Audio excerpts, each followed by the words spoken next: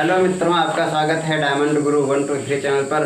तो मित्रों, आज ही बहुत अच्छा सेशन लेकर आए हैं जो रहेगा फिजिक्स से मिरर दर्पण। बहुत अच्छे तरीके से हम लोग समझेंगे इसको। तो इससे पहले यदि आप मेरे चैनल पर नए हैं तो चैनल को लाइक, शेयर और सब्सक्राइब कीजिए। तो आइए देखते हैं दर्पण, ये मिरर क्या होता है। तो मित्रों, इसका हमारे जीवन में बहुत उपयोग होता है। आम जीवन में इसका जो है बहुत उपयोग होता है। तो देखते हैं दर्पण की परिभाषा। दर्पण कहते किसे हैं? तो मतलब कोई चिकना पृष्ठ, कोई भी वह चिकना पृष्ठ जिसको एक तरफ कलई करके या पॉलिश कर दिया जाए और उसको क्या बना दिया जाए, वो परावर्तक बना दिया जाए, तो उसे क्या कहा जाता है? दर्पण कहा जाता है। कोई चिकना पृष्ठ जिसको एक तरफ कलई करके या पॉलिश कर दिया जाए तो उस परावर्तक तल को क्या कहा जाता है? दर्पण कहा जाता है। तो मित्रों, समझ में आया होगा, वह चिकना पृष्ठ जिसको एक तरफ परावर्तक बना दिया जाता है कलाई करने के बाद, तो उसे दर्पण कहा जाता है। ये दर्पण 3 प्रकार के होते हैं: समतल दर्पण, उत्तल दर्पण और अवतल दर्पण। तो आज हम पढ़ने वाले हैं समतल दर्पण। तो देखते हैं समतल दर्पण। तो समतल दर्पण में मित्रों चित्र कैसा बनता है? तो समतल दर्पण में जैसा आपका चित्र होगा प्रतिबिंब वैसा ही बनेगा।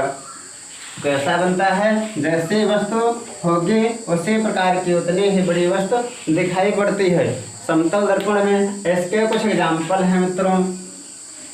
यदि कोई व्यक्ति समतल दर्पण के सामने की ओर आता है, समतल दर्पण जैसे रखा है और कोई व्यक्ति समतल दर्पण के सामने आता है उसके सामने, तो उसकी स्पीड दोगुनी हो जाती है। उसकी चाल जो है वेग क्या हो जाता है? दोगुना हो जाता है। तो मित्रों, पहला टॉपिक इसमें क्या है कि प्रतिबिंब दोगुने वेग से आता हुआ प्रतीत होगा।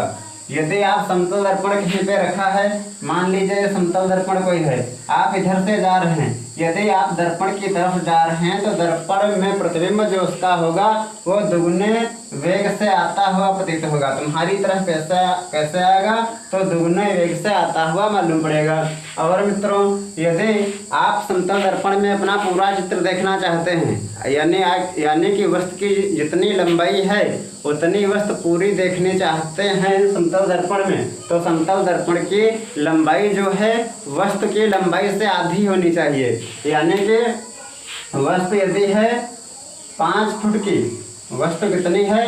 5 फुट की, तो समतल दर्पण कितना होना चाहिए? 2.5 फुट का होना चाहिए। समतल दर्पण में पूरा चित्र जब बनेगा जब समतल दर्पण की लंबाई जो है वस्तु की लंबाई से आधी होगी, तभी उसका पूरा प्रतिबिंब बनेगा। बनने वाला प्रतिबिंब जो होगा पूरा कब बनेगा? जब समतल दर्पण की लंबाई वस्तु की लंबाई से आधी होगी। नंबर 3 क्या है दोस्तों? बनने वाला प्रतिबिंब। यदि 2 समतल दर्पण रखे हैं, 2 समतल दर्पण, एक इधर रखा है एक इधर रखा है, और आप बीच में बैठे हुए हैं, तो पूछा जाता है कि कितने प्रतिबिंब बनेंगे? तो उसमें मित्रों अनंत बनते हैं, उनकी कोई गिनती नहीं कर पाओगे। जहाँ तक आप देखेंगे तो दिखाई पड़ते रहेंगे। इसका बहुत ही अच्छा एग्जाम्पल एक है, जैसे कि आप नाई के दुकान पे जाते होंगे। कहाँ मित्रों? नाई के दुकान पर जाते होंगे तो 2 दर्पण लगे होते हैं, एक पीछे एक आगे। आप जब बीच में कुर्सी पे बैठते हैं तो आप अपने चित्र नहीं गिन पाएंगे कितने बनते हैं। जहाँ तक आप देखेंगे पीछे तक अनंत चित्रों की संख्या कितनी होगी? तो अनंत होगी, आप गिनती नहीं लगा सकते। तो ये एक समतल दर्पण की विशेषता बहुत बड़ी है कि 2 समतल दर्पणों के बीच में यदि कोई वस्तु रखी है तो उसके चित्र कितने बनेंगे, उसके कितने प्रतिबिंब दिखाई पड़ते हैं? तो कितने मित्रों? अनंत बनेंगे।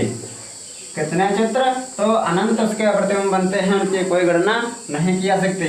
फिर मित्रों, यदि समतल दर्पण के सामने किसी वस्तु को घुमा दिया जाए, समतल दर्पण रखा हो और उसके सामने उस वस्तु को, कोई भी वस्तु हो, उसे यदि घुमा दिया जाए तो दर्पण में वह वस्तु कैसे मित्रों? दुगने वेग से घूमती है। यदि 20 मीटर प्रति सेकंड से आप घुमा रहे हैं तो वह 40 मीटर प्रति सेकंड से दर्पण में घूमती हुई दिखाई पड़ेगी। तो मित्रों, उम्मीद करता हूं कि समतल दर्पण आप लोगों के समझ में आया होगा। यदि समझ में अच्छे से आया हो तो सेशन को लाइक, शेयर और सब्सक्राइब कीजिए। इसी के साथ जय हिंद, वंदे मातरम, जय भारत।